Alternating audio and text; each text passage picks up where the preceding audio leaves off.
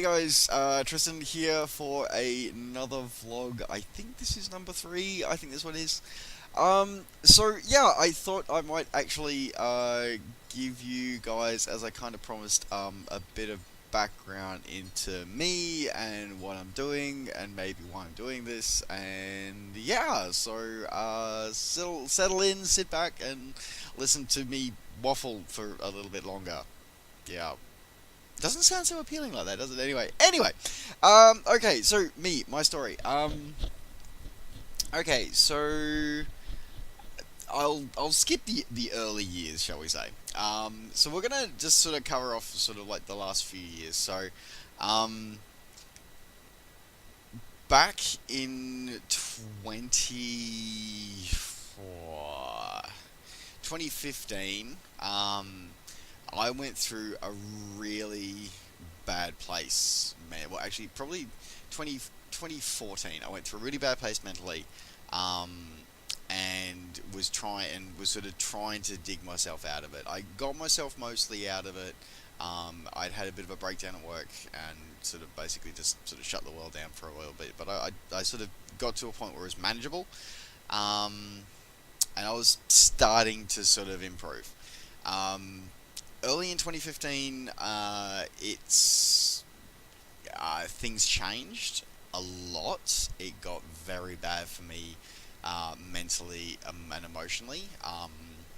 My marriage fell apart. I got a text message divorce, and I tried um, to take my own life. And I was like, okay, cool. Obviously, I didn't. I still here. And I went, okay, I need to take control of my life again. So I got some professional help, and part of that it was like I needed to find something to focus energy on and to give myself a bit of meaning. And for a long time that was work. So I very much threw myself very heavily into work, and that was both my main job that pays the bills, and also my YouTube work that I do under my other online name, Novoing24.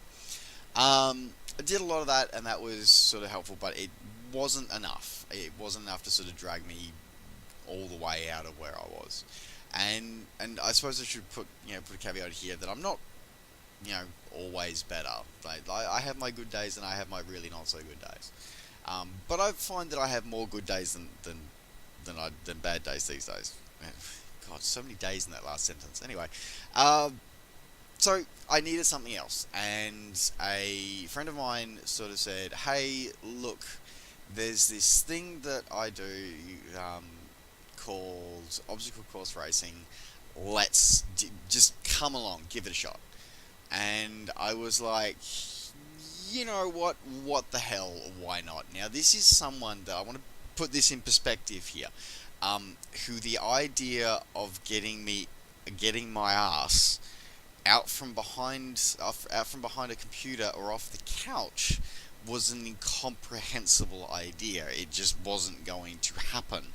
There was no consideration, no concept for it, no desire to do any such crazy thing. And I would also like to point out that I smoked like a chimney back then. So I'm like, but I was just at that kind of point in my life where I was like, you know what, whatever, I'm just gonna try it and see what happens. So I went along to my first ever obstacle course race event. So what's obstacle course racing? I can hear some of you saying. So obstacle course racing, usually the best way I can link it to is I sort of say to people, say Tough Mudder. That seems to be the one that everybody seems to know. Basically, it's a cross country sort of trail run which involves some form of obstacles, whether they be climbing over barriers, crawling through mud, underneath barbed wire, jumping up ramps or something, just something out of the ordinary, something different, something to break it up. So, and as somebody recently put it to me very, very succinctly, CrossFit on a trail run. Trail running CrossFit. So it's very apt. It's very apt. It's very true. So I went in my first ever OCR event. It was only a like 6.5 Ks. I felt exhausted at the end of it, but I really enjoyed it. And I was like, okay, maybe there's something to this. And the same friend sort of turned to me and said, okay, well, we're doing this thing called a Spartan Super in a few weeks' time. Do you want to come along? And I'm like, sure, why not? Not having any concept of this. Now, I'm going to put this again to caveat for if anyone who doesn't see my previous vlogs. I'm an insulin dependent diabetic, which means that I have a pump. I have this thing. Hang on, let me hold it up. I think I've got enough slack on it to hold it up. I have this thing. This thing. I'm going to put the slack on so I pull it out of my side. I have this thing. This thing keeps me alive. So this thing pumps me full of insulin because my body doesn't produce it anymore. So, for all those people who say, and this is a whole nother vlog that we're going to get that I'll get into later down the track. It's not diet. It's although I wasn't exactly healthy or eating right, it's not diet. Okay, people who have this or sticking needles in themselves, okay, or people who say they have type 1 diabetes, okay, that's not a choice. That's not a lifestyle decision or a lifestyle choice. That's genetics. Their genetics are fucked, which means their pancreas stops working, so they have to take injections every day or wear a pump, i.e. a pancreas on the outside of their body for the rest of their lives. Okay? Don't berate these people. I'm getting off topic. That's a topic for a whole nother vlog. Anyway, so I can't wear that while I'm on course. Now, a 6-8K event, that was only like, I think it was like 2 hours, so it's not a huge deal. It was like, yeah, unclip it. Yep, cool, no worries, I'm all good. Anyway, go and do the Spartan Super. Spartan Super, that course in Brisbane was 16.6 kilometers. So Spartan Super is 14 plus, emphasizing the plus part. This particular year it was 16.6. I was on course for 5.5 hours. They tried to medivac me off the course 3 times. Every time I told them to get fucked. Because I was determined to actually finish the race. I'm stubborn like that. And I was like, okay, so let's do this. And yeah, that was sort of like the start of my journey, and it was very dangerous, and my specialist was not very happy with me, but I managed to finish it. And that's kind of how it started for me. And it started for me because I felt really good at the end of it, very much a sense of achievement, and I went on from there to do a lot more OCR events throughout 2015, 2016, and sort of going into 2017. So it's been a real sort of journey for me, going through what obstacle course racing is, because it's such a great community, and I just find it fun. Like, it hurts like hell, but it takes me to some beautiful places around Australia and around the world. So yeah, get into it. Like, it's a really great way of doing functional crossfitting.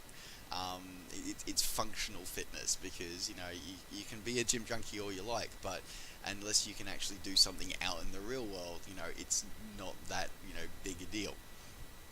Not that I'm saying anything about you guys who love working in the weights in the gym. Good for you. If it works for you, it works for you. But yeah, I like the functional fitness, which is what this is. So yeah, I really like the OCR and Spartan type events, because it does do that functional thing. So yeah, we'll do a sort of a video of my Spartan history. That'd be kind of cool, actually, to relive some of those events. Anyway, yeah, so that was my thing, and sort of and through that I've slowly sort of started trying to eat better, and that's part of what I really want to share with you guys. I want to share with you that you can do it. It's big and it's scary, especially when you start the journey. Like, when I started this journey, I started it going, I have no idea what I'm doing. I still don't know what I'm doing. I'm gonna own that. I still don't know what I'm doing. I make this shit up as I go along. But you know what? It's part of the journey of it, and what I'm really enjoying.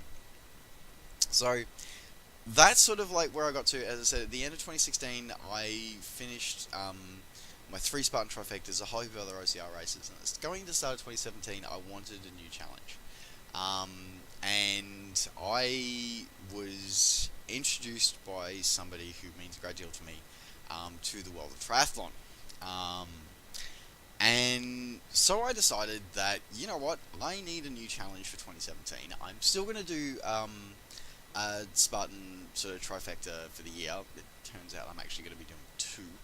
Anyway, but I wanted to do something different as well. So I set myself a goal for doing my first triathlon by the end of 2017.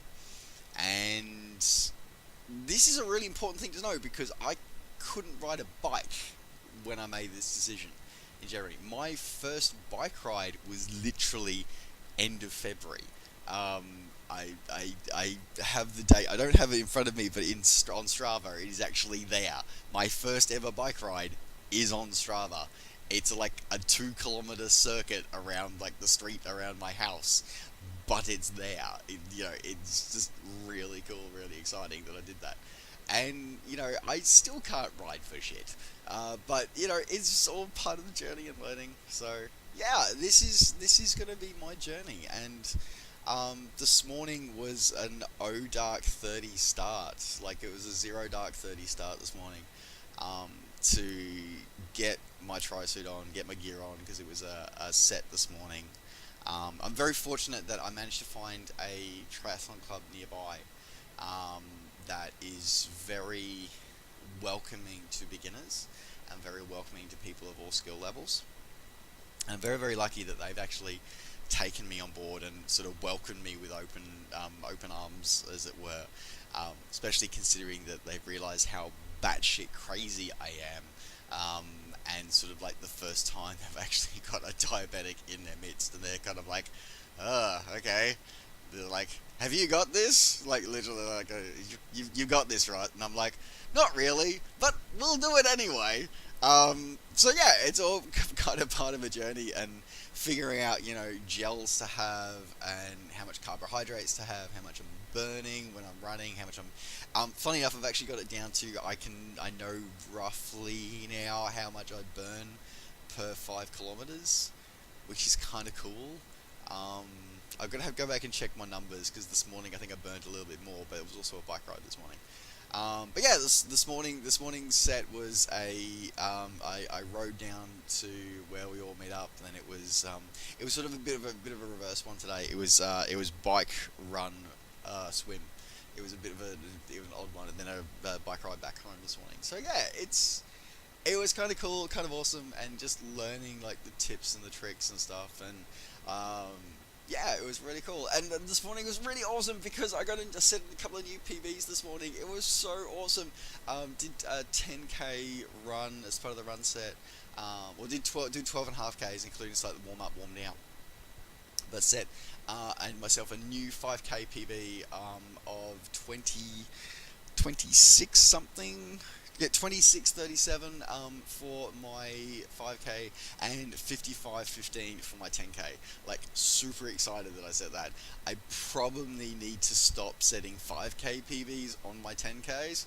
Probably need to stop that, but in the meantime, it's still a lot of fun and I'm really enjoying it. So, yeah, I just wanted to share that. So yeah, that's my background. Is that I'm an insulin dependent diabetic. I've had a lot of, I've had my share of struggles and not, not sort of. I've been very fortunate. I've been very fortunate that I've had support of family, and I got professional help, and found something to actually, um, give me a purpose and sort of allow me to sort of take back control of my life.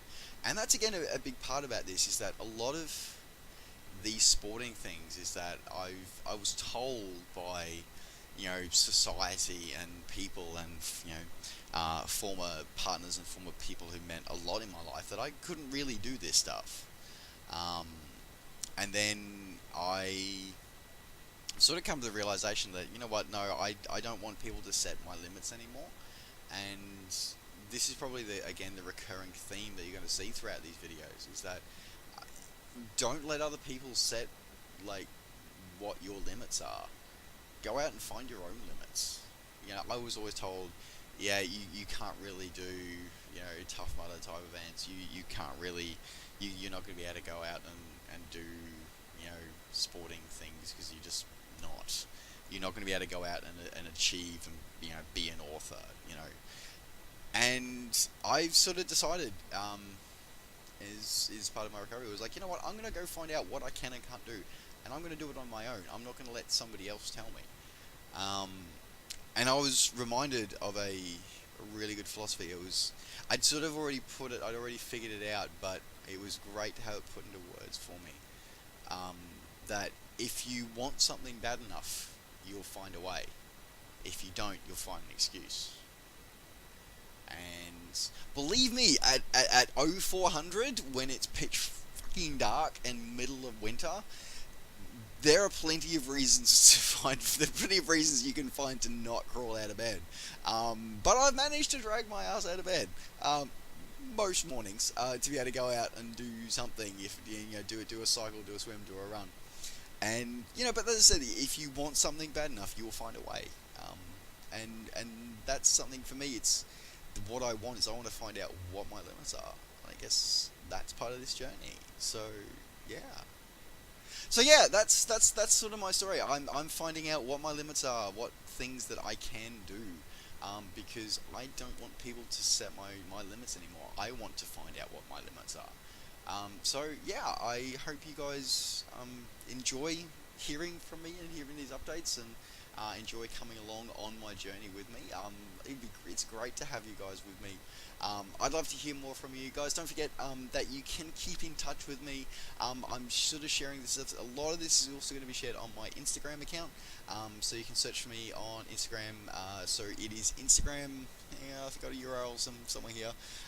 So I'm NovaWing24 on Instagram. It's sort of like my online name. It's what it kind of is. So yeah, I'm NovaWing24 on Instagram. So you can catch up with me on Instagram. I'm on Twitter as well. You'll get updates for these videos as well as my other sort of gaming related videos on there as well.